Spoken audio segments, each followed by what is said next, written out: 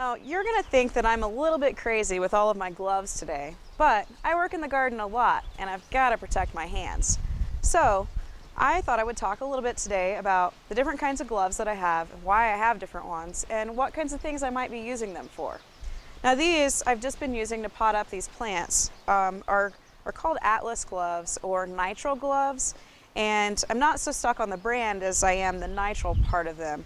They're basically a cloth glove with a coated handpiece, and this is a clean pair we can look at too, just in a different color for different moods of the day or whatever.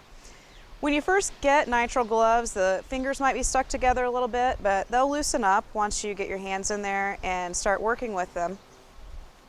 But basically, this glove gives you a lot of dexterity while you're working. So they're very flexible. I can move my hand around in them very easily. And I also feel like I can still touch things and feel them.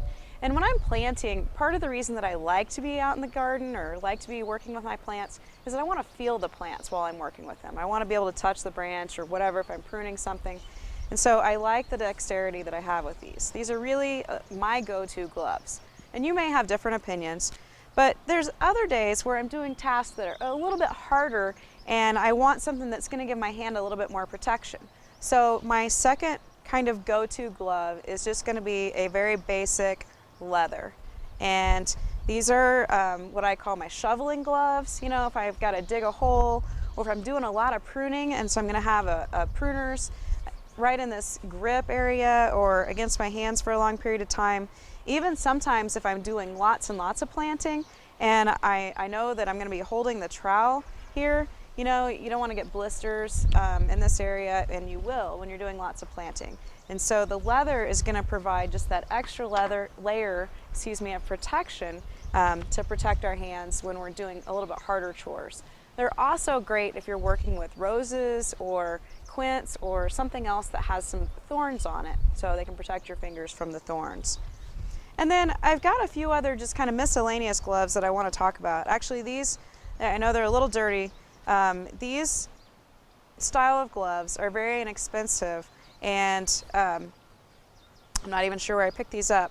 But these are similar to the nitrile gloves, and that there's a cloth backing on them, and then like a painted or kind of a waterproof surface on this.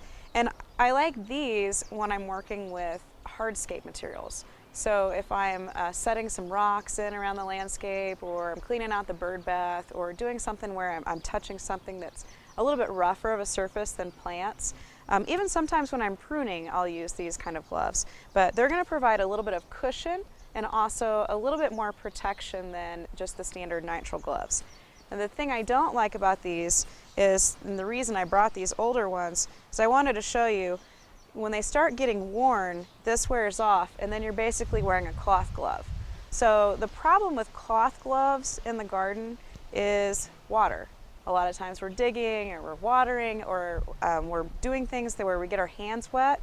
And so as soon as this surface starts to wear off on these gloves, on these kind of cloth gloves, this painted surface will wear, and so you'll start ending up with wet hands. And the nitrile gloves do a lot better job of protecting you from that.